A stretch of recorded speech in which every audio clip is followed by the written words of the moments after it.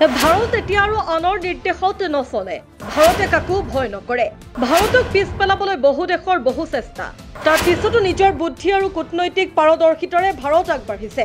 ইউৰোপীয় সংঘকো চেৰ পেলালে ভাৰতে। আজি আমি এনে এটা বিষয়ৰ ওপৰত আলোচনা কৰিম য'ত বিশ্বৰ আটাইতকৈ শক্তিশালী অঞ্চল হিচাপে পৰিচিত ইউৰোপীয় সংঘই ভাৰতৰ পৰা পোৱা এক উচিত সঁহাৰিৰ সোৱাদ লাভ কৰিছে। হয়, আমি ভাৰতৰ সেই কৌশলগত প্ৰত্যাক্ৰমণ আৰু নৰাশক্তিৰ বিষয়ে কৈছো, যিটোৱে ইউৰোপীয় সংঘক গভীৰভাৱে চিন্তা কৰিবলৈ বাধ্য কৰি তুলিছে।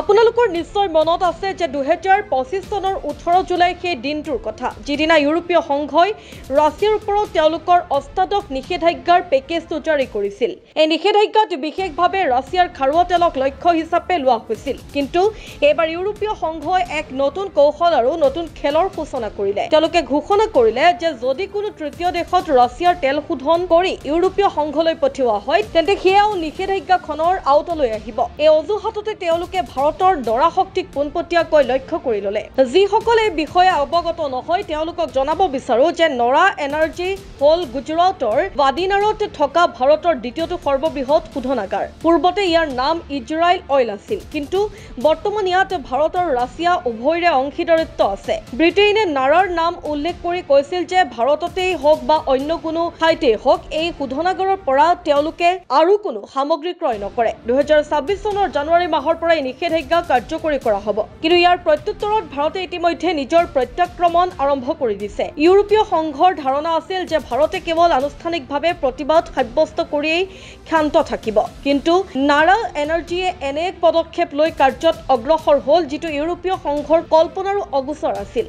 নাৰা এনাৰ্জিয়ে নাফথা কাৰ্গোৰ পণ্য ৰপ্তানিৰ বাবে এক নিবিদা জাৰি কৰিছিল। 33,000 পৰা 35,000 মেট্ৰিক টন ওজনৰ এই সামগ্ৰীবিধ ইউৰোপীয় সংঘৰ এখন দেশলৈ প্ৰেৰণ কৰাৰ কথা আছিল। কিন্তু নাৰাই সেই নিবিদাটোত দুটা বিশেষ চৰ্ত আৰোপ কৰিলে। চৰ্ত দুটা আছিল, হয় লেটাৰ অফ ক্ৰেডিট দিয়ক, নতুবা আগতীয়াকৈ ধন পৰিশোধ কৰক, অন্যথা সামগ্ৰী প্ৰেৰণ কৰা নহ'ব। যেতিয়া ইউৰোপীয় সংঘৰ কোম্পানীটোৱে এই চৰ্ত পূৰণ কৰাত ব্যৰ্থ হ'ল, নাৰা এনাৰ্জিয়ে তৎক্ষণাত নিবিদাখন বাতিল কৰি দিলে। কেৱল সিমানেই নহয়, পিছত সেই একেখন নিবিদা মধ্যপ্ৰাচ্যৰ এক বৃহৎ তেল কোম্পানীক প্ৰতি বেৰেলত 2.5 পৰা $3 অধিক প্ৰিমিয়ামত বিক্ৰী কৰা হ'ল। ইয়াৰ অৰ্থ হ'ল ভাৰত লাভৱান হোৱাৰ বিপৰীতে ইউৰোপ লোকচানৰ সন্মুখীন হ'বলগীয়া হ'ল। ভাৰত এই বিষয়ে অৱগত যে 2026 চনত ইউৰোপীয় সংঘৰ নিষেধাজ্ঞা সম্পূৰ্ণৰূপে কাৰ্যকৰী হ'লে দুটা কোম্পানী সৰ্বাধিক প্ৰভাৱিত হোৱাৰ সম্ভাৱনা আছে।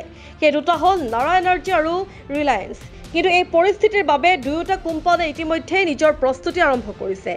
ৰিলায়েন্সৰ কৌশলটো হ'ল আবুধাবিৰ পৰা তেল ক্ৰয়ৰ পৰিমাণ বৃদ্ধি কৰা আৰু একে সময়তে ৰাছিয়াৰ পৰা তেল ক্ৰয় সামান্য হ্ৰাস কৰা। পূৰ্বতে আমেৰিকালৈ ৰপ্তানি হোৱা ডিজেল এতিয়া আফ্ৰিকা আৰু এছিয়াৰ বজাৰলৈ প্ৰেৰণ কৰা হ'ব। আনহাতে নাৰাৰ কৌশলৰ বিষয়ে ক'বলৈ গ'লে তেওঁলোকে নিবিদা বাতিল কৰিব, ইউৰোপীয় সংঘক আগধন পৰিশোধ আৰু LCৰ চৰ্ত আগবঢ়াব, সামগ্ৰীসমূহ মধ্যপ্ৰাচ্যলৈ পঠিয়াব, নিষেধাজ্ঞাক আইনগতভাৱে প্ৰত্যাহ্বান জনাব আৰু লগতে ভাৰতত 70,000 কোটি টকাৰ বিনিয়োগৰ কথাও ঘোষণা কৰিছে। ভাৰতৰ ব্যৱসায়িক কৌশল আৰু কূটনীতি ইমানেই শক্তিশালী যে BPCL, IOCLৰ দৰে দেশৰ অধিকাংশ শোধনাগাৰে ৰাছিয়াৰ তেল কেৱল ঘৰুৱা চাহিদা পূৰণৰ বাবেহে ব্যৱহাৰ কৰে। ইউৰোপীয় সংঘলৈ ইন্ধন প্ৰেৰণৰ পৰিমাণ ইতিমধ্যে বহু পৰিমাণে হ্ৰাস পাইছে আৰু বৰ্তমান সেই ইন্ধন আফ্ৰিকা আৰু এছিয়াৰ বজাৰত অধিক লাভজনক মূল্যত বিক্ৰী কৰা হৈছে। ইয়াৰ অৰ্থ এই যে ইউৰোপীয় সংঘৰ এই নিষেধাজ্ঞা কেৱল কাগজে কলমতে সীমাবদ্ধ হৈ ৰ'ব। ভাৰতৰ ব্যৱসায় বন্ধ নহয় আৰু ভাৰতৰ বৈদেশিক মন্ত্ৰালয়েও অপ্ৰয়োজনীয় পদক্ষেপ বুলি আখ্যা দিছে। লগতে কোৱা হৈছিল যে ভাৰতে ইউৰোপীয় সংঘৰ এনে দ্বৈত নীতিত বিশ্বাস নকৰে।